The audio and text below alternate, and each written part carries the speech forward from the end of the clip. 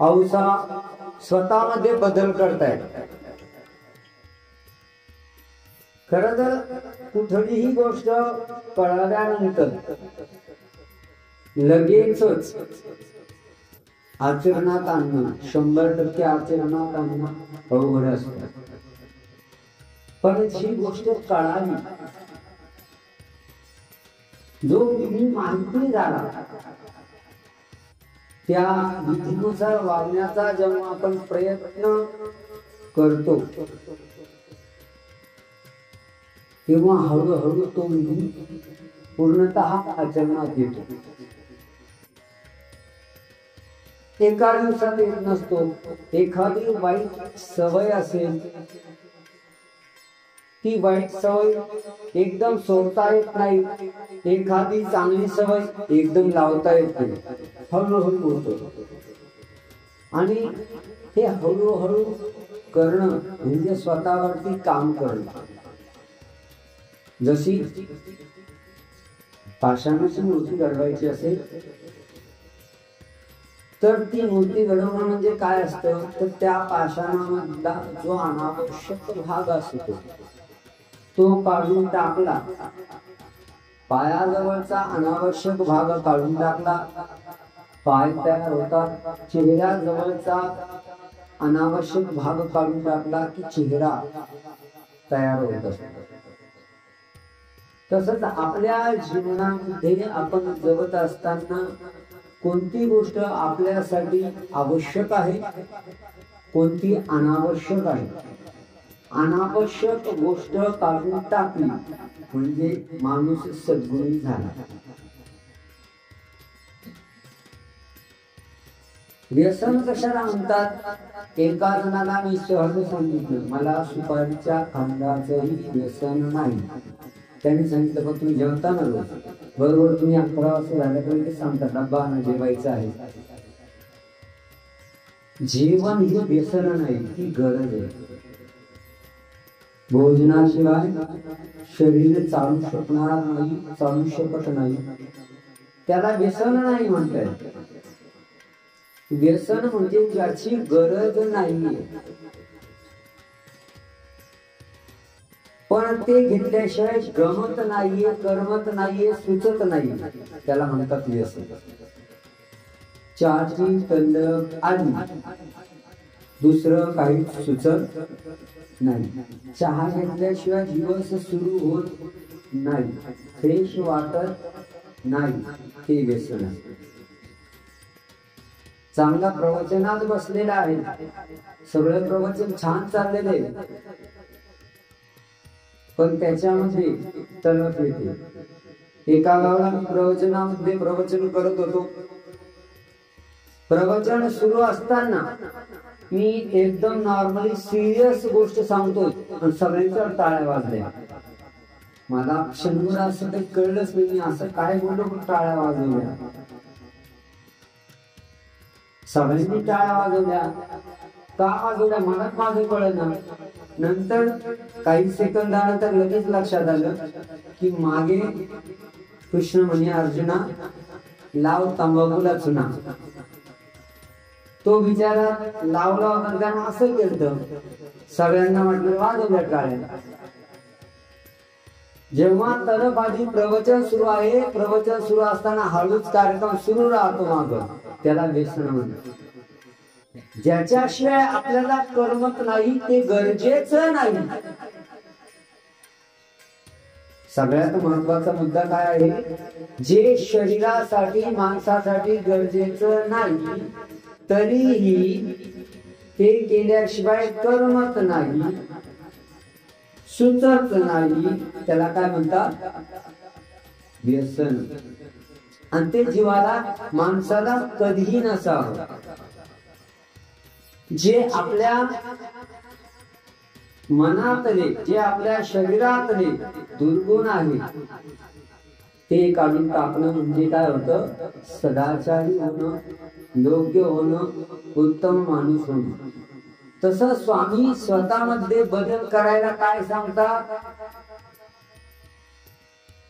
तर स्वामी सांगतात आपल्याकडे 3 दोष आहेत, अधमती, अधगती, अधरती.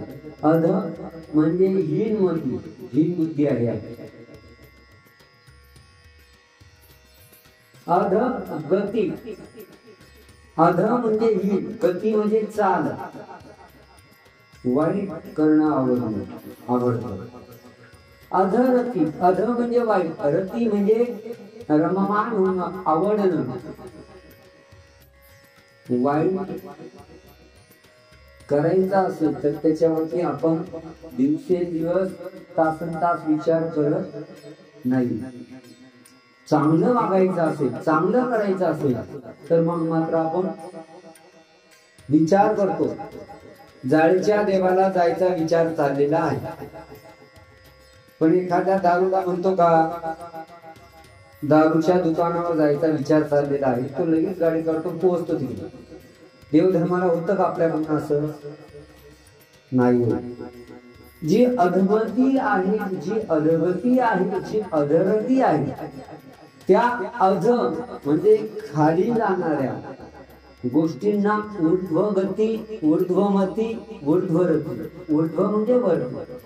पाण्याचा स्वभाव आहे खाली जाणे. कधी तुम्ही ऐकलं का एखाद्या खड्ड्यातलं पाणी टेकडावरती गेलं, डोंगरावरती गेलं, पण डोंगरावरचं पाणी खाली येत. हा माणसाचा जीवाचा स्वभाव आहे, त्याला फक्त उलट करायचंय. म्हणजे अध जे आहे त्याला ऊर्ध्व करायचं. ऊर्ध्व वरची गती चाल, ऊर्ध्वमती चांगलेच विचार करणे आणि ऊर्ध्वरती म्हणजे चांगल्या गोष्टींमध्ये रममान होणे. पालट करायचा आहे, बदल करायचा नाही, काढून टाकायचा नाही. गप्पाच मारावंसं वाटतात ना, तर सुनेबद्दल नेहमी बऱ्याच वेळा काय होतं, तुझ्या सुनेपेक्षा माझी सून चांगली, माझी तरी तुझी तरी बरी, माझी तरी डेंजर आहे. गप्पाच करायच्या ना देवाच्या कारणात. स्वामी कुठून कुठे गेले, मंगळूरून कुठे गेले, नांदेडून कुठे गेले, मेहकरून कुठे गेले, रुद्रपुरून कुठे गेले, याच्या गप्पा करायच्या. गप्पाच करायच्या आहे ना, करायच्या तर देवाच्या.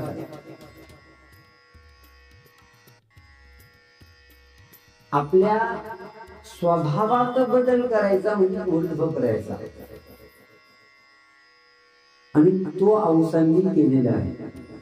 औसांच्या आपण पहिल्या भेटीपासून जेव्हा काल उपहार केला, आंब्याचा मांड्याचा उपहार केला, तोपर्यंत आपण बघितलं औसांचं वागणं बोलणं बदललेलं आहे. आणि जेव्हा असं होतं आपल्या वागण्या बोलण्यात बदल होतो, तेव्हा बऱ्याच गोष्टी आपल्या मनासारख्या होत असतात. एक दिवस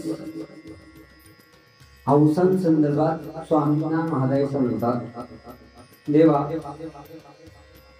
ही औसा आहे ना, या औसाला तिने कुणालाही काही मागितलं का पटकन मिळतं.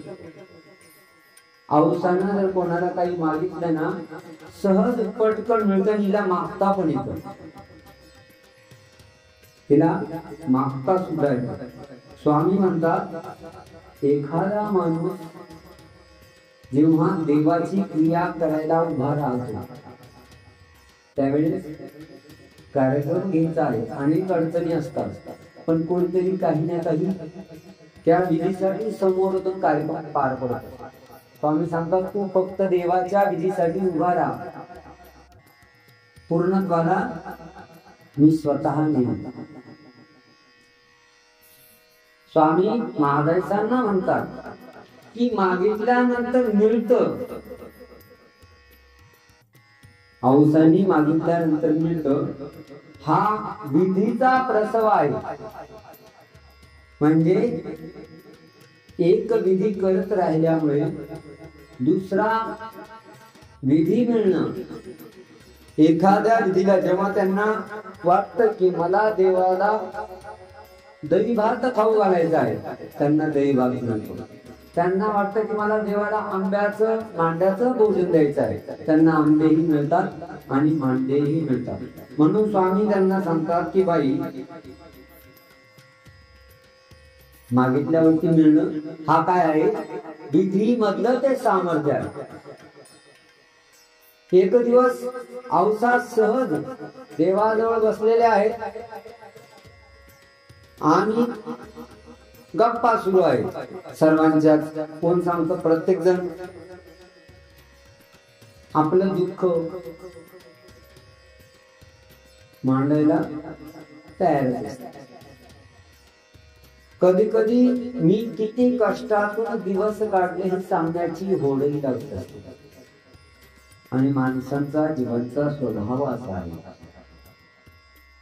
की तुमचं दुःख रडून ऐकतात, तुमच्या अडचणी लोक तुमच्याकडे येऊन रडून ऐकतात आणि लोकांना हसून सांगतात. नाही रडायचं. आपल्याला किती दुःखानं काही कोणाला सांगायचं, एकाच जणांना सांगायचं, तो कोणाला सांगत नाही.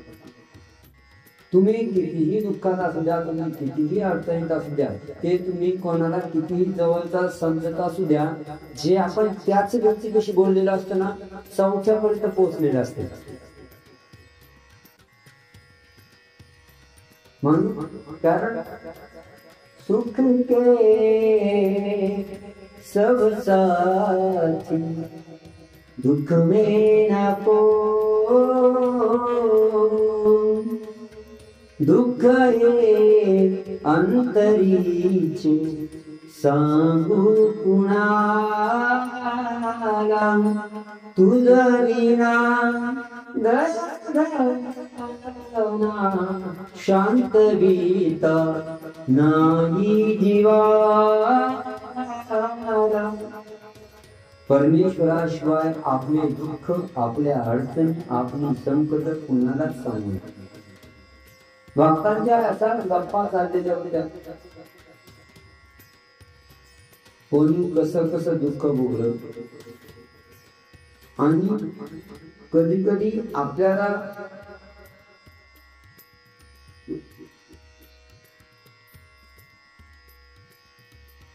नको त्या गोष्टी, कधी कधी जो मार्गदर्शन करणारा आहे, गुरु आहे, गुरु करण्यासाठी, गुरु योग्य मिळण्यासाठी सुद्धा देवाचीच कृपा करा असावी लागते. आपल्याकडे म्हणते नाही, पाणी पिना शांती गुरु करणार का ह्याच्यामध्ये, पण ते होऊन जातो. तो ठराव तुम्ही किती ठरवलं तर ठरवून होत नसतं, कारण त्यातलं आपल्याला सर्वांना ज्ञान नसतं. म्हणून एखादी वाईट गुरु आज्ञा असेल तर ती पाळू नये असं स्वामींनी औसांना सांगितलं. ज्यावर औसा म्हणतात, देवा मी जेव्हा नाथपंथामध्ये फिरत होते ना, तेव्हा मी तरुण होतो, विधवा झाली, संन्यासी झाली, तर माझ्या भोवती अवती खूप लोक यायची. मग मी शास्त्रामध्ये असं ऐकलं का गुरुशिवाय मुक्ती नाही, आणि जर गुरुशिवाय मुक्ती नाही तर गुरु करणं गरजेचं आहे. मग एक गुरु बघितला, तो करायचा प्रयत्न केला अन्य मार्गातला, इतर संप्रदायात, तर त्याने सांगितलं माझ्या एकदम जवळ येऊन बस. म्हणजे वेगळ्या वाईट नजरेने माझ्याकडे बघितलं, तो सोडला. दुसऱ्याकडे गेले, तोही सोडला. आणि कोणता एक वेळसर गुरु केला आणि नाथपंथीची उपदेशी म्हणजे दीक्षित होऊन फिरायला लागले.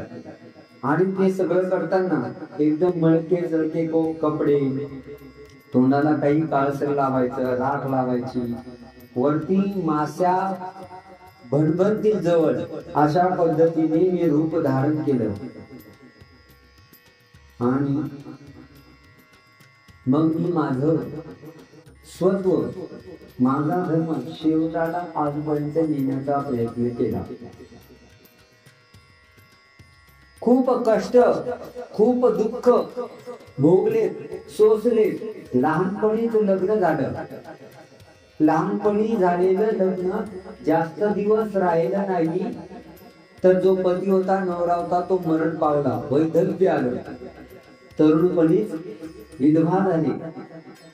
आणि मग हा जेव्हा धर्म अंगीकार केला त्याच्यात अनेक संकट आले. मात्र जेव्हापासून तुमच्या सहवासात आली तर जीवनाची सार्थकता झाली. कारण पृथ्वी पर्यटन जया पुरुषालाही केले तयाचे चरण देखील.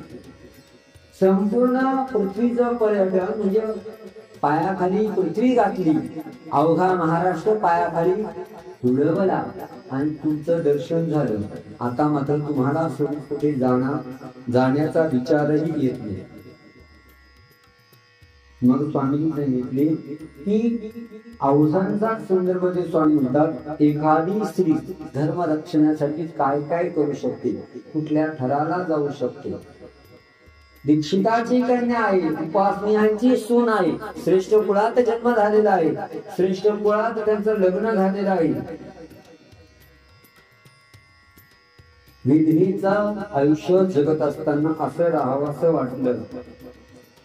त्यामुळे सर्व वर्णी भिक्षा आणि अभिमानामुळे असं सुहृदत्व आपले पण स्वीकार केलं. असं एखाद्या जीवाने, एखाद्या स्त्रीने जर ठरवलं मला काय करायचं, मी ईश्वरासाठी काय करू शकते, तर अशक्य असं काहीच नाही. फक्त ठरवणं गरजेचं आहे. नाहीतर होतं काय, आपण पूर्णतः 100% ती गोष्ट ठरवत नाही म्हणून होत नाही. जर ठरवलं तर ते सिद्धीला जाणार नाही असं नाही. ठरवल्यानंतर सिद्धीला सहज जात, फक्त करण्याची ताकद माणसात लागते.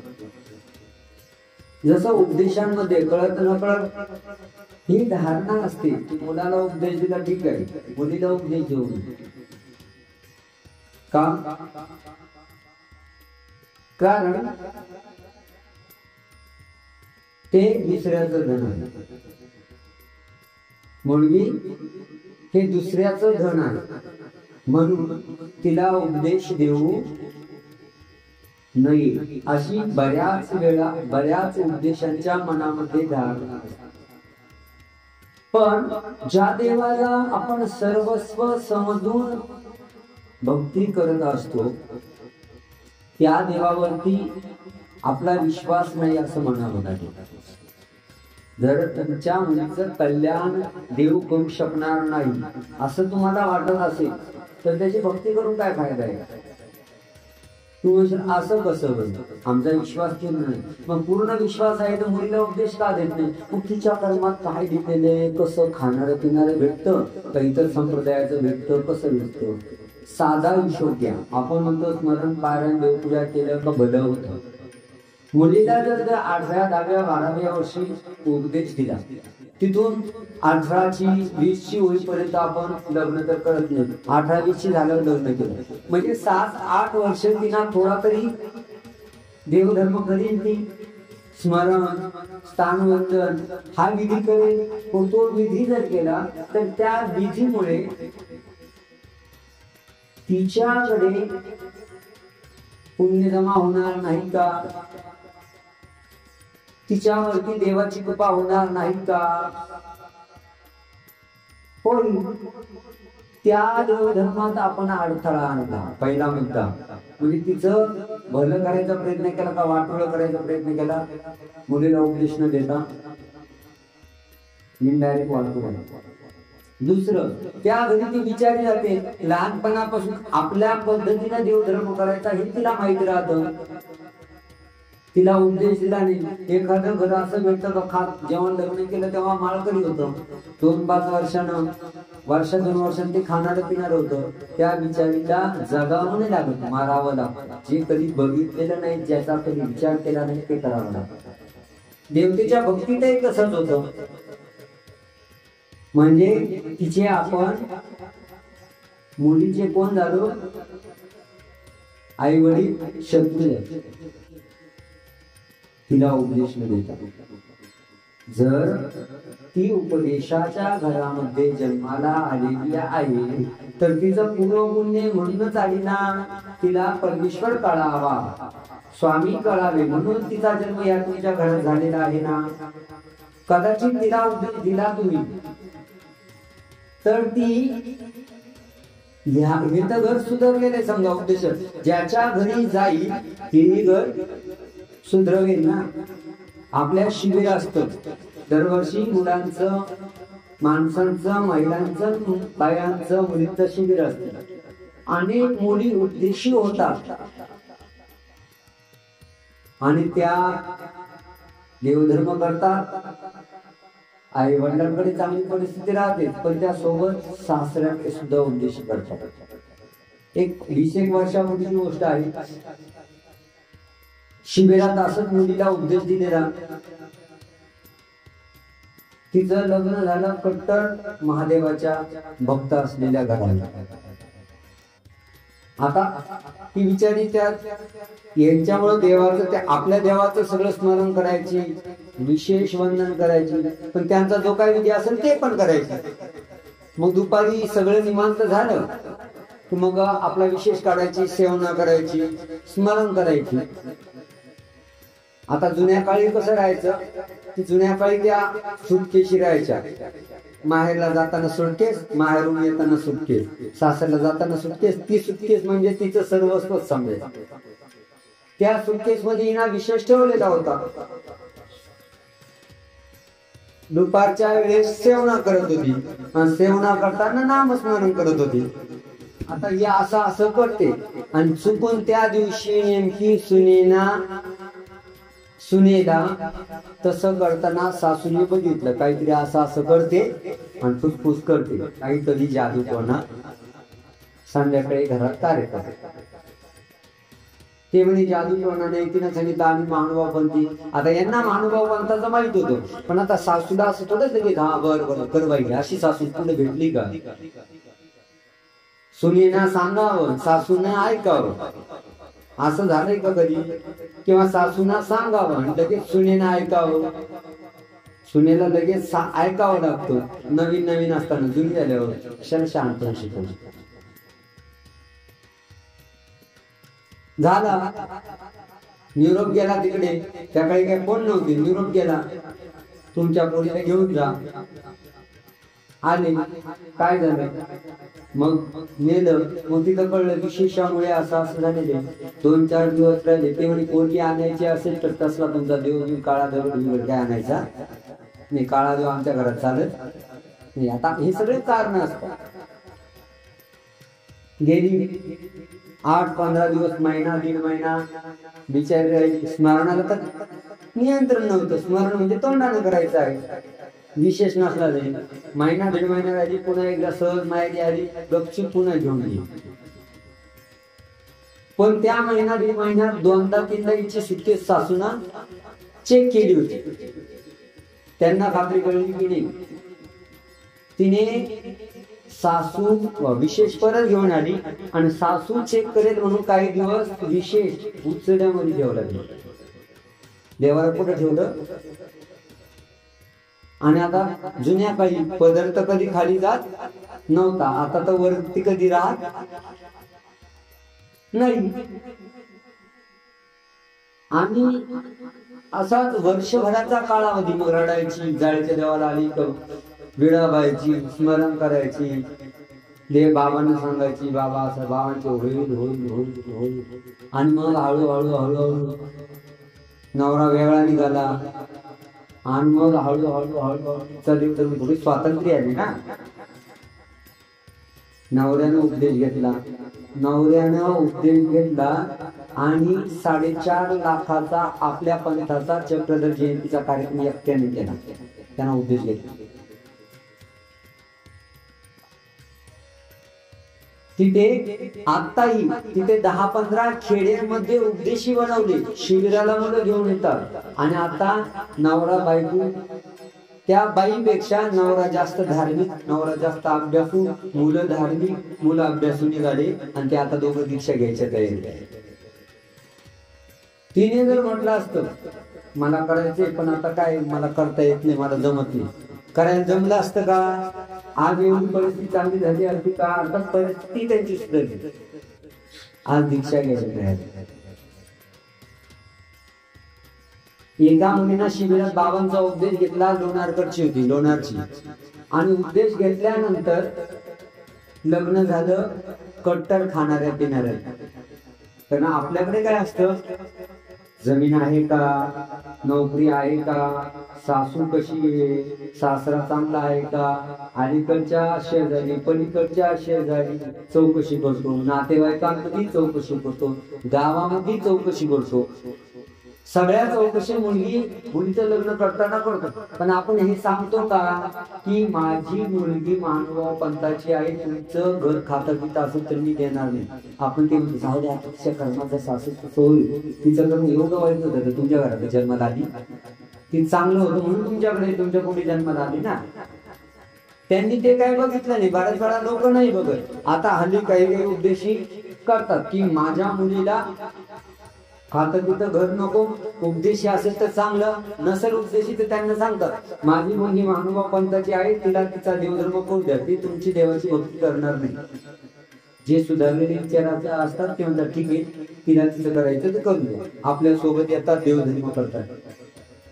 खात्या पित्या भरती दिलं आणि जेव्हा 2, 5, 8 दिवस झाले लग्न झालं, मग कळलं अरे बापरे हे खाणारे पिणारे, आता पोरीनं काय करावं.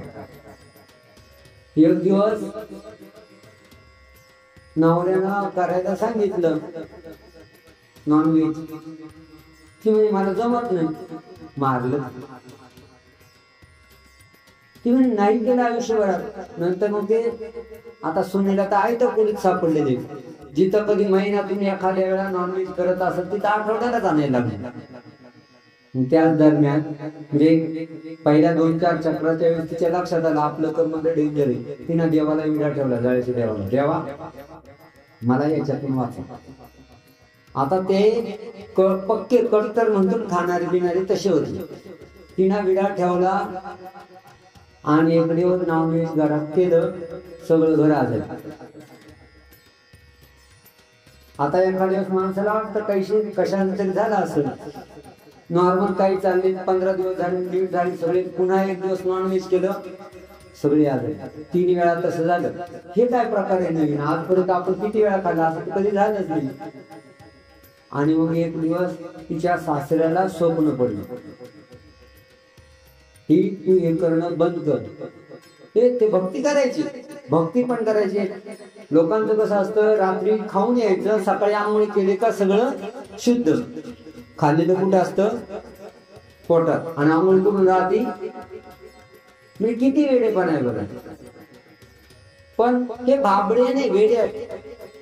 त्याला सांगितलं तर तिला या बाबतीत त्रास द्यायचा नाही, तुम्ही खाणं पिणं बंद करा. त्यांचा देव त्यांच्या स्वप्नात आला. खाणं पिणं बंद झालं. ते म्हणजे एवढ्या वर्षाचा आम्ही खातोय पितोय, देवाची भक्ती करतो, कितीतरी वेळा आदल्या दिवशी खाल्ला आणि आम्ही लोणारला दर्शनाला गेलो तरी आम्हाला काही त्रास झाला नाही. ही पोरगी आल्यापासून आम्हाला त्रास व्हायला लागला. असं पंथा तुझा पावरवाला देव आहे. ऐकलेलं पंथाबद्दल होतच. मग ते जाळीच्या देवाला आले. सासरा आला, उपदेश घेतला, नवऱ्यानं उपदेश घेतला, आजच सासूनं उपदेश घेतला. आणि एक 7-8 वर्षामध्ये नवरा इतका बाबांचा पक्का भक्त झाला की मोठे मोठे कार्यक्रम, शिबिर, मेळावे राबवायला लागला. सासऱ्यानं दीक्षा घेतली जाळीच्या देवाला. सासूला दीक्षा द्यायची होती, पण घेऊन एक दिवस तिला अँब्युलन्स मध्ये जाळीच्या देवाला आणलं. कशामध्ये, वय चांगलं 65-70 होतं, अँब्युलन्स मध्ये आणलं आणि दीक्षा झाली. म्हातारी तुडतूड चालायला लागली. आणि किती चालायला लागली, सावळेगावला. ज्या म्हातारीला घरी असताना पडेल जायची पलंगावरती, जिला अँब्युलन्स मध्ये जायचं देवाला आणलं होतं, ती 850 पायऱ्या उतरून सावळेगावला गेली आणि 850 पायऱ्या चढून जायच्या देवाला आली.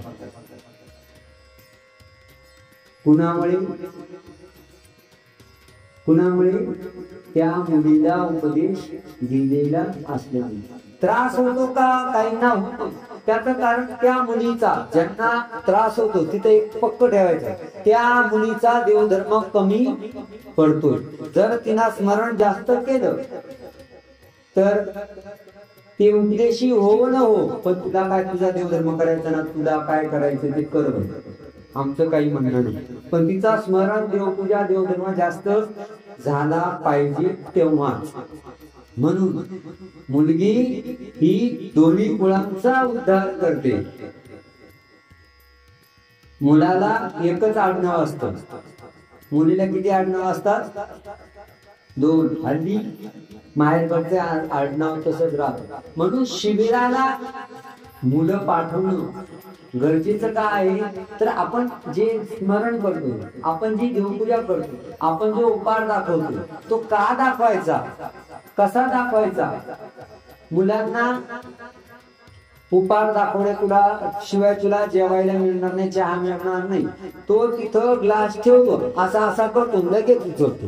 का? आई तसं देत नाही. जेव्हा मुलगा शिबिराला येतो ना, तो उपहार काय करतो? थांबवी उपहार दाखवतो, त्याचं महत्व कळतं. ज्या पंथात आपण राहतोय त्या पंथातल्या विधींचं आचरण का करावं याची जाणीव मुलाला झाली की तो स्वतःहून आचरण करत पंथाचा खरा पायी पडतो. म्हणून आपलं शिबिराच्या पत्रिका तुम्हाला सगळ्यांना आल्या असतील. 2 मे पासून मुलांचं माणसांचं शिबिर आहे आणि 12 मे पासून मुलींचं आणि बायांचं आहे. काही नाही, तुम्ही तुमचं एक नेहमीच असतं, मला शिबिराला यायचं हो बाबा, पण यांचा डब्बा, जेवण, कार नाही, सरळ ह्या फळ वाटाय नाही येण्यासाठी. तुम्ही जेव्हा आजारी पडता, उपाशी मरतात, तरी तुमच्या भावाचं लग्न राहतं, तिथे किती दिवस जातात? 2, 3, 4. त्यावेळेस उपाशी राहतात का? काही ना काही सोडत. पण जेवढं आपण त्याला महत्व देतो तेवढं देव धर्माला देत नाही. या तुम्ही म्हणशाल आता मुलांना शिबिराला पाठवणं, मुलींना शिबिराला पाठवणं, ठीक आहे, आमचं काय आता भाषणात लाकडं दिली ना, आता काय, आता किती दिवस राहायचे, कधी बोलवतो काय माहिती. अरे पण त्या मुलांना संस्कारित करणारे, संस्कार लावणारे आपण असतो. आपल्या वागण्या बोलण्यातून ते घडत असतात. काही काही मुलं म्हणतात, काही काही माणसं म्हणतात, बाबा आमचा पोरगा लयच खोटं बोलतो, कुठून शिकला काय माहिती. तो कुठून शिकेल नसतो. कुठून शिकेल असतो? फोन येतो, कोणीतरी पैसे वाढायचा, हा घरात बसला तो, अहो नाही नाही मी इकडे ना वाशिंदा आलेलो. मुलगा काय शिकणार आहे? बोलायचं वेगळं, करायचं वेगळं. संस्कार हे आई वडिलांकडून घरातूनच मुलाला मिळत असतात. म्हणून आपल्यातले दुर्गुण काढण्याची जी ठिकाणं आहेत, परमेश्वराला भक्ती करत असताना, भजत असताना, देवाने सांगितलेले विधी आचरत असताना आपल्यातल्या वाईट गोष्टी काढून टाकल्या, चांगल्या गोष्टी ठेवल्या, की मग मात्र आपण देवाला आवडतो होतो. औसांचं तसंच झालेलं.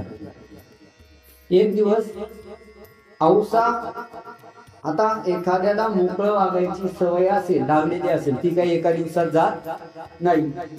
औसा एक दिवस काय होते, इतर संन्याशी लोक असतात, त्यांच्यामध्ये मस्त जाऊन गप्पा मारायला लागतात. म्हणजे समाजाचं वेळेचं काही बंधन नाही. मग स्वामी सांगतात, ज्यांना कुठलंही धरबंधन नाही त्यांच्यामध्ये तुम्ही असं जात जाऊ नका, वागत जाऊ नका. जर संगत मोठी महत्वाची गोष्ट आहे.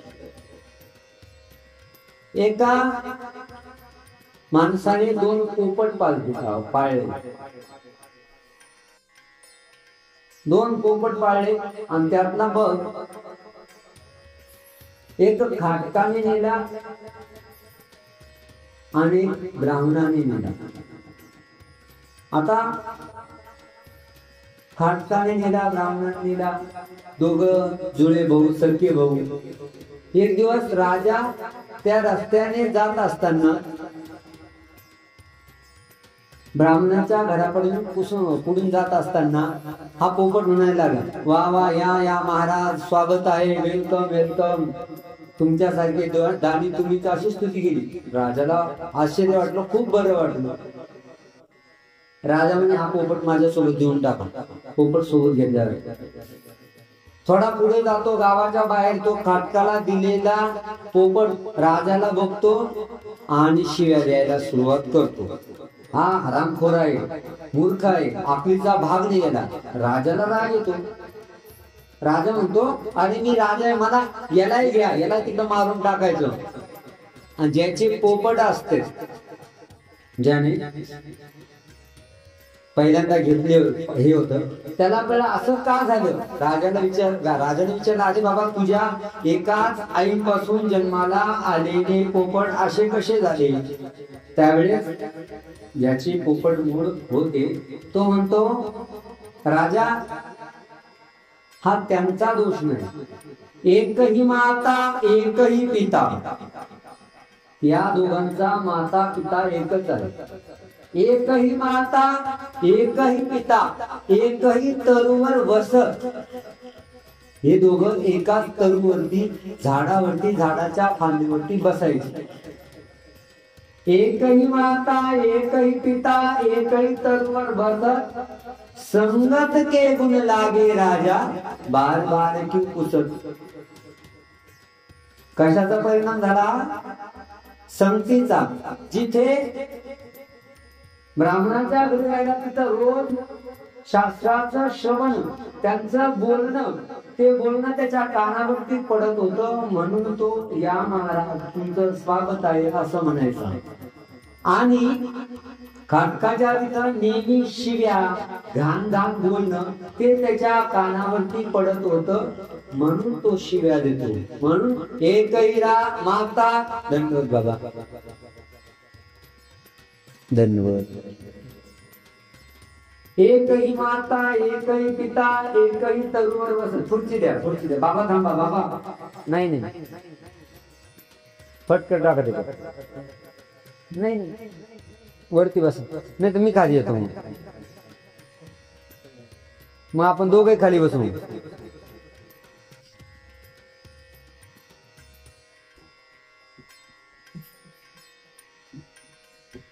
एकही माता एकही पिता एकही तरुवर बसत, संगत के गुण लागे राजा, बार बार क्यों पुसत. संगतीचा गुण लागत राहतो. आणि म्हणून तुमच्या मुलांचं भविष्य उज्ज्वल असावं, त्यांचं कल्याण व्हावं असं जर वाटत असेल तर वर्षातले किती दिवस पाठवायचे. फक्त 5-7 दिवस शिबिराला पाठवायचं आहे. बाकीचे 365 दिवसांपैकी 360 दिवस तुमचं पोरगं कोणापाशी राहणार आहे. तुमच्यापाशीच राहणार. कारण संगतीचा परिणाम खूप महत्वाचा असतो. डावळे शेजारी पवळा बांधला, वांदे पण गुणाला. मग त्याला जर गुण यायला पाहिजे तर तुम्हाला काय करावं लागेल. त्याला तशा ठिकाणी पाठवावं लागेल. शिबिराला, देवधर्माला. आपण काय करतो माहिती का. पोरगा कुठं फिरायला गावात जायचं म्हटलं की जा भाऊ, जा जा जा. मंदिराकडे जायचं, काय मंदिराकडे जातो, चल हे काम कर पहिलं, माहिती किती धार्मिक आहे. जेव्हा तो मंदिरात आरतीला जायचं म्हणतो तर आपण काहीतरी काम सांगतो. एकदा जेव्हा संगत बिघडते आणि संगतीना कित्येकांच्या घराचं वाटोळं झालेलं आहे, ते तुम्ही स्वतः तुमच्या डोळ्यांनी खूप वेळा बघितलेलं आहे. स्वामी सांगतात की बाई, अशा लोकांमध्ये उठणं बसणं करत जाऊ नका, त्यांच्याशी बोलत जाऊ नका, त्यांच्याशी भेटत जाऊ नका. त्यांना त्यांच्या धर्माचं, त्यांना त्यांच्या पंथाचं धनवंदन काहीच नाही. त्यामुळे तुम्ही असं करत जाऊ नका, कुणामध्ये बसत जाऊ नका. वागणं बोलणं संवाद चांगल्याची धरा, नाहीतर तुमच्या कुलाच्या, तुमच्या मुलाच्या, तुमच्या घराच्या सत्यानाशाला कारणीभूत तुम्हीच व्हाल, याचं निरूपण अवसांना स्वामींनी केलेलं आहे. एक दिवस देव परमेश्वर होते, परंतु ते सगळ्यांना भक्तांशी वागताना बोलताना विनोद मस्करीला म्हणजे सदैव असं स्ट्रिक्टली वगैरे असं काही नाही. देव हसून खेळून एकदम मोकळे होते. लहानांशी लहानांप्रमाणे, मोठ्यांशी मोठ्यांप्रमाणे, विद्वानांशी विद्वानाप्रमाणे, जो जसा असेल ना तसा त्याच्याशी ते बोलायचे वागायचे. एक दिवस औसावरती नागदेवाचार्य रागवतात, खवळतात, आणि ते खवळल्यानंतर औसा काय करते, देवा बघा बरं हा माझ्यावर रागवतोय, खवळतोय, मला काय काय बोलतोय. मग स्वामी मुद्दाम म्हणजे ना कशाला खवळतोय, एवढं कमी खवळत असता का, म्हणजे काय जास्त खवळ. स्वामी त्या दिवशी सांगितलं की नागदेवाचार्य बटोबास म्हणतात की जा धूळ खा. स्वामी विचारतात की काय म्हणतोय, म्हणजे धूळ खा म्हणतोय. थोडी खा म्हणतोय का जास्त खा म्हणतोय. देवा कमी काय जास्त खायची का, धूळ माती जास्त खायची का. तसं इथं म्हणतात अरे बाबा का खवळतो, रागवू नको, शांत बस बरं, काही बोलू नको तिला. आणि ते आधीच रागवायचे. मग ती पुन्हा देवा तिला सांगा ना, मी काय याच्यापेक्षा लहान आहे का, याच्यापेक्षा लहान आहे का, माझ्यावर खूप खवळतो. मग स्वामी तो उपाय सांगतात. तो खवळला ना, तो चिडवतोय तुम्हाला, दुर्लक्ष करा. जगातला सगळ्यात मोठा उपाय, कुणी रागवलं, कुणी शिव्या दिल्या, नळी कुंकळे सोनारे, इकडून तिकडे गेले वाले, असं केलं आपण चिडलं नाही की समोरचा चिडवणारा आपल्याला चिडवत नाही. मग स्वामी सांगतात तुम्ही शांत राहा, थोडा वेळ चिडवल आणि गप्पा बसेल, आणि मग तसंच व्हायचं. मग औसा गप्प राहायचा. म्हणजे स्वामी जगताना आपण एखादा माणूस विनाकारण आपल्या खोडी काढणारे खूप लोक राहतात. हळूच चिमटा घेऊन गप्प बसणार. चिमटा घेतला हे लोकांना दिसत नाही, पण आपण खवळ हे लोकांना दिसतं. स्वामीने औसांना आपल्या परमेश्वर पदाला तर योग्य केलं, पण त्यांना उत्तम माणूस म्हणून घडवलं. त्यांच्या वागण्या बोलण्यामध्ये मनुष्यत्व आणलं. माणसाशी तर प्रेमाने वागावं, प्रेमाने बोलावं. व्यापार, सेवा, दास्य, स्वामींनी सांगितलेल्या वचनांचं आचरण विधी तर आचरावे, पण कुठल्याही प्राण्याला इजा देऊ नये, मारू नये, त्रास देऊ नये. मी भलं माझं काम भलं, या पद्धतीत राहावं असं स्वामींनी औसांना योग्य केलं. आणि मग स्वामी महाराष्ट्राला सोडून उत्तरपंथी निघून जातात. मग औसा, बटुबास हे सर्व भक्तजन श्री गोविंद प्रभू बाबांच्या सहवासामध्ये येतात. खर तर औसा उत्तम स्वयंपाकी सुगरण नव्हती, त्यांना स्वयंपाक जमतच नव्हता. कारण लहानपणीच वैधव्य आलं, नागपंथीचा उपदेश, दीक्षा घेतली, जोगी झाल्या आणि घरोघरी भिक्षा मागून आपलं जीवन यापन त्या करत होत्या. त्यामुळे त्यांना उत्तम स्वयंपाक करता येत नव्हता. पण उत्तम स्वयंपाक नसताना सुद्धा त्यांच्या पदार्थामध्ये जी आवडी राहायची, त्या आवडीमुळे श्री गोविंद प्रभू बाबा रोज त्यांनी पदार्थ पाठवले, तो भोजन करत असत. त्या रोज आपल्या गुंठेमध्ये जिथं मुक्कामी होत्या तिथं रोज एक पदार्थ, कधी चपाती, कधी भाजी, कधी भात, कधी शेंगुळे, असा वेगवेगळा पदार्थ करायच्या आणि श्री गोविंद प्रभू बाबांच्या उपहाराच्या ताटामध्ये त्या पाठवायच्या. एक दिवस असंच कोणीतरी श्री गोविंद प्रभू बाबांना उत्तम असा स्वयंपाक तयार केला. वरण, भात, भाजी, चपाती, कुरडे, भजे, खीर असं मस्त ताट भरलेलं आहे आणि त्या ताटामध्ये औसा थोडी जळालेली चपाती आणून ठेवतात आणि या गोष्टीचा माईंभट्टांना राग येतो. माईंभट्ट औसांना सांगतात तू आणत जाऊ नको बरं, एवढं छान ताट वाढलेलं असतं त्याच्यात कच्ची चपाती, कधी कधी जळालेली चपाती, कधी करपलेली भाजी अशी आणून ठेवते, अजिबात आणत जाऊ नको तू. औसा म्हणते ठीक आहे बाबा, मी साधी थोडी आहे, व्हिडिओ आपली आहे, मी माझ्या पद्धतीने करायची, देवाला आणून द्यायची, तू नाही म्हणतो तर नाही आणणार बाबा, पण माझा एक पदार्थ देवाच्या उपयोगी जातोय त्याचं मला समाधान होतं. ते म्हणते काही समाधान वगैरे नाही, तुला जर देवाला खाऊ घालायचं असेल तर एका दिवशी चांगला उपहार कर, ते देव स्वीकार करेल. तू असं रोजचं काही आणत जाऊ नको. विनाकारण देवाच्या त्या चांगल्या उपहारामध्ये सगळं ताट पांढरी शुभ्र खीरची वाटी आहे, चांगल्या चपाती आहे, कच्च्याही नाहीये, भाजलेली नाहीये, अशा पद्धतीने छानपैकी चपाती आहे, जळालेल्या पण नाही, कच्च्या पण नाहीये, चांगला भात आहे आणि त्याच्यामध्ये एखादी काळी चपातीचं एवढं हे असलं तर कसं वाटतं आपल्याला? बरं नाही वाटत. मग औसांना माईंभट्ट तसं सांगतात. औसा म्हणते ठीक आहे बाबा, तू म्हणशील तसं, माझं काही म्हणणं नाही. दुसऱ्या दिवशी औसा काही बनवत नाही, आपल्यासाठी थोडेफार पदार्थ बनवतात, बाकी देवासाठी काही बनवत नाही. त्या दिवशी कोणाचा तरी चांगला उपहार असतो आणि त्या उपहाराची वेळ होती, भोजनाची वेळ होती. श्री प्रभू बाबा ताटावरती येऊन बसतात. आता ताट वाढणं हे वाढणाऱ्याच्या हातात आहे, भोजन तर देवाला स्वतःच करायचं आहे ना. ताटावरती येऊन बसतात आणि हात आपणून बसतात.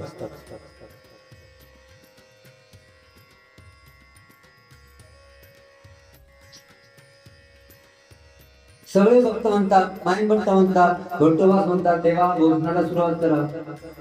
श्री प्रभू बाबा खरं तर वेडीपिसी मूर्त आहे, त्यांचं वागणं जसं स्वामी शास्त्रोक्त पद्धतीने सांगायचं सगळ्या गोष्टी, तसं श्री प्रभू बाबांचं नव्हतं. श्री प्रभू बाबा म्हणजे खरंच वेडीपिसी मूर्त होते. पण वेडीपिसी कसे होते? सगळ्या वराडाची, सगळ्या रुद्रपूरची. रुद्रपूरला जाणं हे खूप मोठं भाग्याचं लक्षण आहे, कारण की त्या ठिकाणी श्री गोविंद प्रभू बाबा 125 वर्ष होते. म्हणून तर श्री बाबांनी छान पद्धतीने तेवढं सांगितलं. रुद्रपुराच्या कशा गटाली भाग्यवंत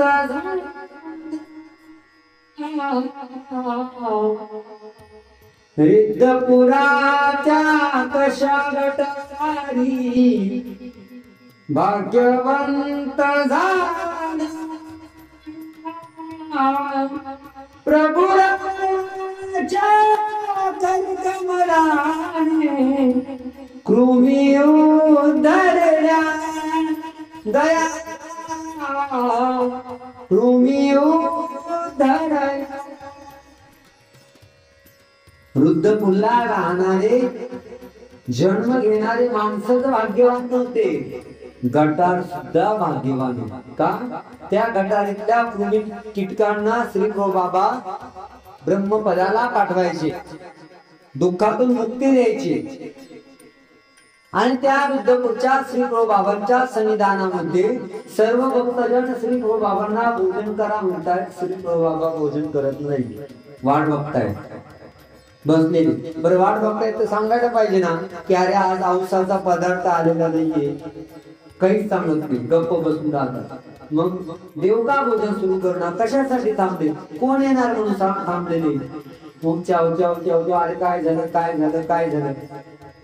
आणि भट्टोबासांच्या लक्षात येतो रोज श्री प्रभू बाबांसाठी औसांचा पदार्थ आणायचा, तो आज आलेला नाही.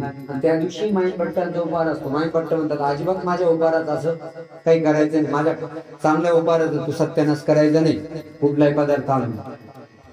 म्हणून त्यांनी नकार दिलेला असतो, औसा पदार्थ आणत नाही.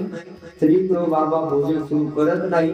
आणि मग भट्टोबासांच्या लक्षात आल्यानंतर माईंभट्ट म्हणतात, माईंभट्टांना सांगतात तर मायंभट्ट म्हणतात मी अवसांना पदार्थ आणू नको असं सांगितलं. आणि मग मायंभट्टांना विठोबा म्हणतात अरे बाबा तिचा पदार्थ कसाही असेल, भाजी कशीही असेल, चपाती जळालेली असेल, कच्ची असेल, भाजी करपलेली असेल, मीठ जास्त असेल, तिखट असेल, डाळणी असेल, पण तिची आवडी जी आहे ना, ती आवडी आपल्या किती चांगल्या पंचावतारापेक्षा श्रेष्ठ प्रकारची आहे.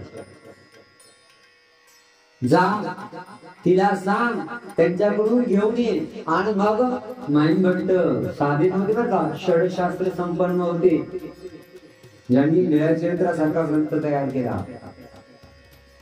इतके अहंकारी होते, इतके अहंकारी होते का दिवसा मशाल घेऊन चालायचे. हे वेड्या माणसाचं किती अहंकाराने त्यांचा उच्चांक वाटलेला आहे की तो सूर्य, तो जगाला प्रकाश देणारा, आणि मी ज्ञान सूर्य आहे ते मायंभट्ट. पण देवाच्या संविधानात आल्यानंतर देव ज्याला कळला ना तो जमिनीवरती येत असतो. आपली चुकी मायंभट्टांच्या लक्षात येते. मायंभट्ट औसांकडे येतात. औ देवाच्या भोजनासाठी काहीतरी दे ना. मी नाही देत, तू नकार दिला ना मी देत नाही. मायंभट्ट म्हणतात नाही ग, मी नकार दिला, मी देऊ नको असं सांगणारा कोण आहे? तू देणारी आहे, तो परमेश्वर स्वीकार खाणारा आहे.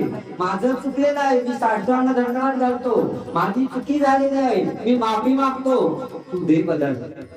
आणि मग जी तयार असतं ते देवा मायंभट्टाकडे देते, घेऊन येतात आणि स्वामी भोजनाला सुरुवात करतात. काय होतं त्या पदार्थामध्ये? भाव. म्हणी नाही भाव म्हणे देवा मला पाव. सगळ्यांनाच माहिती हो की नाही? म्हणी नाही भाव म्हणे देवा मला पाव, देवाशाने पावायचा नाही ग, देव बाळापणा नाही ग. देवाला काय गरजेचं आहे? भाव. देवाला पाहिजे भाव. खातो कोण? भाव कोण खातो? माझं नाव खालीच टाकलं लग्नाच्या पत्रिकेमध्ये, माझ्या बायकोचं टाकलंच मी. बरं बायकोचं टाकेल असेल, स्वतःच टाकेल असेल, पण आमच्या काकाच्या लग्नाला यायचं म्हणून माझ्या पोराचं नाही टाकलं. लई भावबंदकीचे लई नाटक असतात बरं. ते माझ्यापेक्षा तुम्ही जगलेले आहे, अनुभवलेले आहे. भाऊ-बहिणीच्या नाती लागायचं नाही. आला वेलकम, गेला तुमच्याच भाषेत केला होता. कारण तुमचं कितीही तुम्ही त्याचं कौतुक केलं, कितीही मान दिला, ज्याला तो मान घ्यायचा नाहीये ना तो नावच मुरडणार, तो नावच ठेवणार. काय फोटो मध्ये मला 30 नंबर उभं केलं, आता काय नवरदेवाच्या डोक्यावर बसवतो.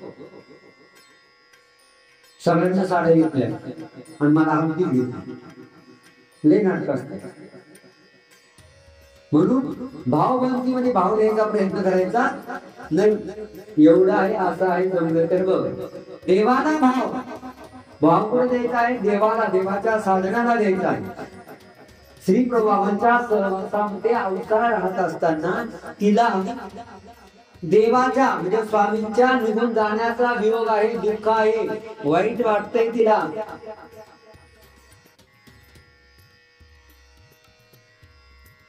पण देवाला जे पाहिजे, जी श्रद्धा पाहिजे, जी भक्ती पाहिजे ती औसाकडे आहे. म्हणून कितीही कोणाचा चांगला पंचावतार जरी असला, चांगला उपहाराचं, चांगला भोजनाची पंगत जरी असली, कितीही छान पदार्थ असले, वडे, मांड्या, पुऱ्या, लाड्या, खीर, चपाती किती असले तरी औसांचा पदार्थ रोज ताटामध्ये राहायचा, त्याच्याशिवाय जीव भोजन करत नसत.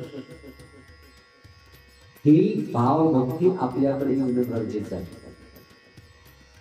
ज्यांनी आतापर्यंत रुद्रपूर केलेलं नसेल त्यांनी रुद्रपूरला जा. रुद्रपूर म्हणजे महानुभाव पंथाची कास नाही. रुद्रपुरामध्ये आजूबाजूला जवळजवळ 250 स्थान आहे. किती स्थान आहे?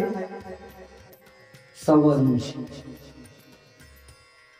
3-4 दिवस सासरी जायचं, सगळे स्थान करून घ्यायचे. कुंभाराच्या घरात स्थान आहे, मुसलमानाच्या घरात स्थान आहे. आता तरी बरं झालं. पहिल्या लई वाईट परिस्थिती होती. मी म्हणायचो देवा तुला इथं कसं राहायचं, पण त्या बिचाऱ्याला. आता मागच्या वर्षी गेलो तर कुंभाराच्या घरामध्ये चिडीशेर स्थान होतं. स्थान मोठा आपला, विशेष नाही ठेवले स्थान. की म्हणलं देवा तुला धूर लागत नाही का, ठसका जात नाही का, बिचाऱ्याचं घर लवकर चांगलं बांधून दे ना. आता गेलो ह्यावेळेस मस्त घर बांधलं होतं त्यांचं, आणि त्यांनी देवासाठी म्हणून अशी एवढी अशी जागा सोडली ती देवाला. म्हणून चला देव तुला तुझं स्वतंत्र. त्यांचा ठसका, त्यांचा स्वयंपाकाचं काही करावं लागलं. बऱ्याच जणांच्या घरामध्ये देवाचं जागा कोणती आहे? स्वयंपाक घर. का बरं?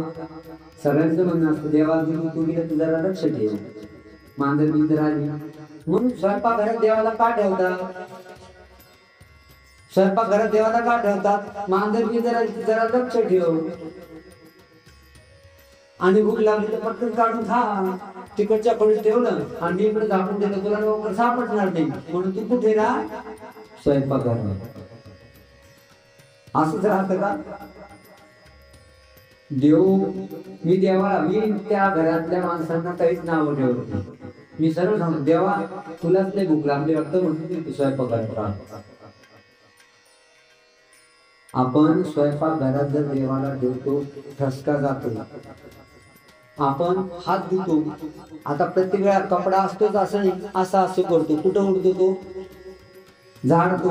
आता हल्ली तर शहरांमध्ये चप्पल घालूनच फिरतात. देवघर तिथंच, सगळंच तिथं. मग देव म्हणतो ठीक आहे बेटा थांब, थोडे काही दिवस येऊ दे, मग कसे पाय दुखत ते पाहतोच मी. देवाला स्वयंपाक घराच्या बाहेर काढा. नवीन घर बांधताना देवघराचा पहिला विचार करायचा. बऱ्याच वेळा काय होतं, नवीन घर बांधताना पाणी कुठल्या बाजूला, स्वयंपाक कुठल्या बाजूला, आल्या गेल्याचे जे आपण काय बैठक रूम कुठल्या बाजूला, बेडरूम कुठल्या बाजूला, बाथरूम संडास कुठल्या बाजूला, सगळे प्लॅन असतात. देवघर कुठल्या बाजूला असा प्लॅन मध्ये खूप कमी लोक करतात. म्हणजे देवघर कुठं असावा याचं इंजिनियरच्या प्लॅन मध्ये नसतं. मग देवघर आता सगळं झालं, घर तयार झाले, आता देवघर कोणत्या कोपऱ्यात चांगलं दिसेल आणि तो कोपरा देवा. काही जण देवासाठी देवघर म्हणतात, आणि देवघर बाबा आता हे स्पेशल देवाचं बघा, इथं कोणालाच नाही. आम्हाला आनंद वाटतो जेव्हा वास्तुशांतीला जातो तेव्हा. नंतर या दुसऱ्या तिसऱ्या वर्षी गेलो, आता शेतकरी लोक राहतात. मग आता सोयाबीन निघाली, जागा सगळ्यात जास्त मोकळी कुठे आहे? देवघरात. सध्या पुरतं हे झालं का, निघाले सगळे कमी कोण टाकून. मग हळूहळू भाप नाही मिळाला सोयाबीनला म्हणून ठेवलं. मग राहिलं हळू. कधी जे देवघर म्हणतात त्या देवघरात इतकं सामान असतं की देवाला शोधत जावं लागतं. अच्छा इकडे कोपऱ्यात बसलाय का?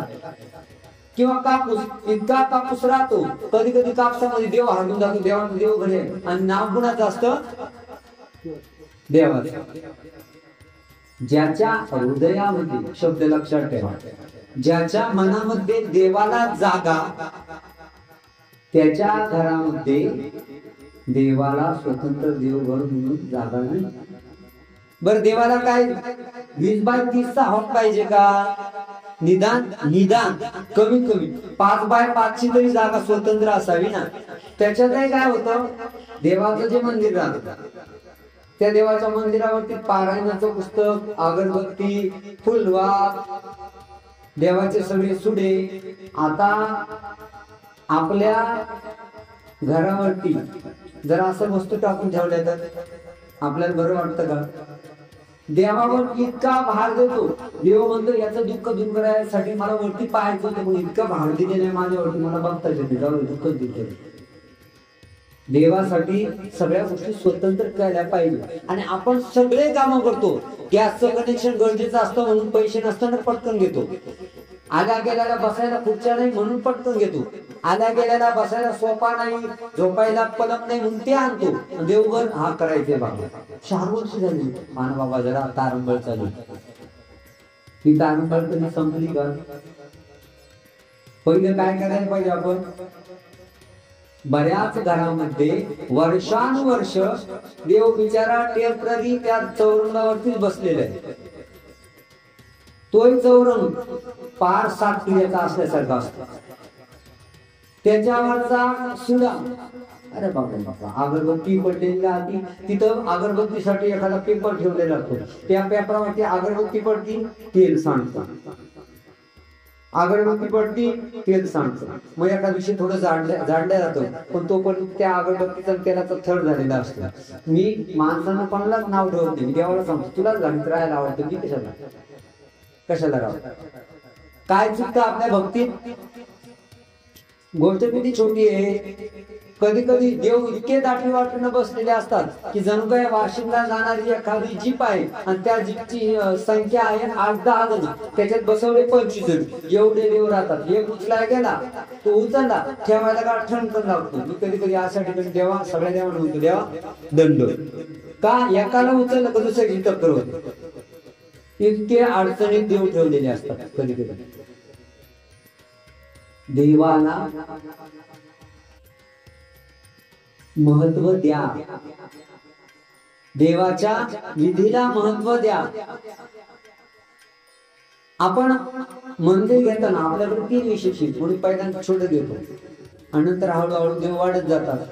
मी बरोबर घेतलं होतं, पण देवाने एवढे देवाला यायची काही गरज होती का? इनडायरेक्ट असतं बरं का. देव वाढले त्याला मी काय करू? त्याच्यापेक्षा अगोदरच थोडस मला माहिती नाही भाव काय, पण जरा पहिलं 1-2 फूट वाढीव घ्या ना. जसं लहानपणी आम्ही असे लहानपणी कपडे घातले वाढत्या अंगाची. 2 वर्षाचा मोठा व्हायचा तरी ते कपडा काय वाढता लहान पडत नव्हता.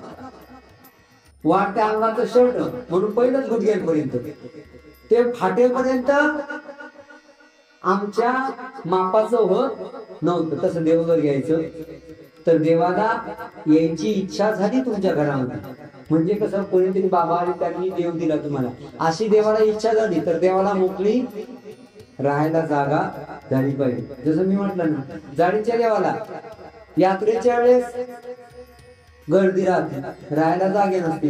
एरवी पाहिजे तेवढी जागा असते.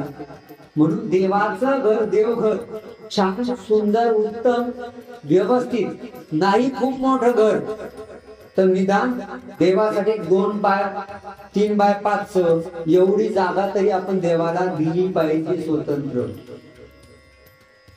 तर आपली भक्ती कामाची. त्याचं दुसरं एक कारण सांगतो. आपण जर देवपूजाला बसलो, आता देवघर असं इतकं छोटं असतं का देवाला एकाला देव करायचा का दुसऱ्याला तिथे उठवावं लागतं. 1 जण 2 जण तिथं शांतने पारायण करू शकले पाहिजे. जर तुम्ही पारायण करता एखाद्याला जायची घाई आहे का, तो सध्या पारायण तो देवपूजा करतो, मी नंतर आल्यावर करतो, तो दिवसभर देवपूजा होत नाही. असं कधी कधी. म्हणून जिथे आपल्या 1-2 जणांना शांततेने बसता आलं पाहिजे, देवपूजा पारायण करता आलं पाहिजे, एवढं तरी देवघर असावं.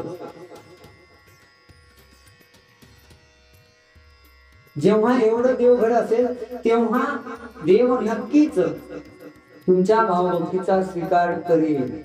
म्हणून अवसांचा पदार्थ कसाही असू द्या, पण देव त्याचा स्वीकार करत होता. देव त्याचा स्वीकार करतो. आणि आपल्याला देवघराची जी तयारी करायची, दरवर्षी करायची का, दरवर्षी देवघर घ्यायचंय का, नेहमी घ्यायचंय का, ती वन टाइमची गुंतवणूक आहे.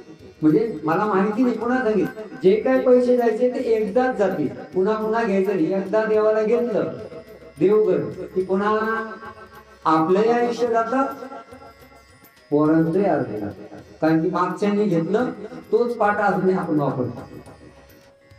बऱ्याच वेळा असं परिस्थिती अडचणीत राहतात, पण देवाला किंमत दिली. देव अरे यानं माझ्यासाठी चांगला निवारा केलाय आपले देव ठेवलेले निद्रा तशीच, जसा देव बसलेला आहे बिचाऱ्या देवाला असंच झोपावं, त्याच्यावर फक्त कपडा टाकतो. देवाला झोपवायला पण देवघरात जागा नसते. देवाला जर समजा मोठा मूर्ती आहे का किंवा मोठा विशेष आहे तर त्याला आडवं करायचं म्हणलं देवघरच संपलं, मग देव बिचारा रात्रभर असं. आणि जेव्हा आपण संकट सांगतो ना देव डुकल्या घेत राहतो, मग आपले संकटच दूर होते. छोट्या छोट्या गोष्टी आहेत. आपला उपार कसा असतो माहिती का, उचलला घास असा गेला, देव आ करायला जातो, आपला घास खाली असतो. देवाला चहा प्यायचा, चहाचा उपार आहे, चहाचा ग्लास ठेवलाय, दाखवला उपार, देव ग्लास घ्यायला जातो का तेवढं ग्लास काय देव द्यायला असेल काय दाखवला मला फक्त. म्हणजे आपला देव धर्म कसा असतो, पुन्हा सांगेल की दिल्यासारखं करायचं आणि द्यायचं. हे देव म्हणतो हे आपल्याला काही जेवायला भेटत नाही, कुठं जेवायला निवांत आहे तर त्या घरी जाऊ, इथं काय भेटत नाही. कारण की 5 घास पाणी भुरकन सोडलेलं असतं. देवा बिचारा देव उपाशीच राहतो. छोटी भक्तीतल्या किती छोट्या गोष्टी आहेत. आपण निदान एक नाम घेईपर्यंत त्याला काय तास लागणार नाही, उपार दाखवायला 2-3 मिनिटांचं काम आहे. म्हणून देव आवडीनं करायचा आहे. अवसरांकडे काय होतं, पैसा होता का, घर होतं का, सुगरण होती का, नेहमी पूजा करायची का, नेहमी देवाचं पूजन करायची का, उपहार करायची का, नाही. पण जे होतं ते समर्पित भावने, मला असं येतं देव स्वीकारतो. म्हणून कालच्या लीळेत बघितलं आपण, औसाचा भाव इतका श्रेष्ठ आहे का देवाला वाटतं हिला प्रेम देऊन टाकावं. प्रेम देण्याची भावना भक्तांना म्हणजे नामदेवासारख्यांना सुद्धा होत नाही देवाची. त्या हट्ट करतात देवा मला प्रेम पाहिजे, देव म्हणतात आणि औसांसाठी आताच द्यावंसं वाटतं. ही भक्ती आहे. आपल्या भक्तीत शक्ती आली पाहिजे, आपल्या भक्तीत भावाची शक्ती पाहिजे, श्रद्धा पाहिजे. करायचं म्हणून काही करायचं नाही. मागच्याने केलं आम्ही करतो, आम्ही करतोय मुलं करतात, हे नाही झालं पाहिजे. देवाला समर्पित भावनेने भक्तीची गरज आहे आणि त्याच्यात आपण कमी पडतोय. औसांच्या चरित्रामध्ये तुम्ही जर नीट संपूर्ण पहिल्या दिवसांपासून औसांच्या लीळांचा क्रम, मी काय केलं फक्त लीळा सांगून पुढे गेलो नाही, मी प्रत्येक लीळेत आपण काय करू शकतो हे सांगितलं. प्रत्येक लीळेतून तात्पर्य अर्थ काय, प्रत्येक लीळेचा आपल्याला साठी आचार काय हे सांगण्याचा मी प्रयत्न केला. ते जर सगळं तुम्ही अखंड एकत्र जोडलं ना मग आपल्या सहज लक्षात येईल की बापरे औसा म्हणजे एकदमच लगेच घडून म्हणून योग्य नाही. तीही आपल्यासाठी साधी गोळी, तिचंही वागणं आपल्यासारखं साधं भोळच होतं. पण देवाच्या सन्निधानामध्ये तिच्या त्या ओबड दोबड पाषाणाला मूर्तीचा आकार आलेला आहे. देवाला अपेक्षित असणारी उत्तम साध्वी औसा घडली. हे आपल्याला शिकायचंय. आपला भाव ओळा आहे, आपल्याला जास्त कळत नाही, पण जे कळलंय त्यानुसार वागण्याचा प्रयत्न करणे म्हणजे देवापर्यंत जाण्याचा प्रयत्न करणे. म्हणून आपल्याला या औसांच्या चरित्रातून या गोष्टींकडे लक्ष द्यायचं. देवाला आवडतं व्हायचं आहे, देवाचं आवडतं व्हायचं आहे आणि सोबत देव आवडीचा करायचा आहे. देव आवडीचा जेव्हा होतो तेव्हा आपल्याला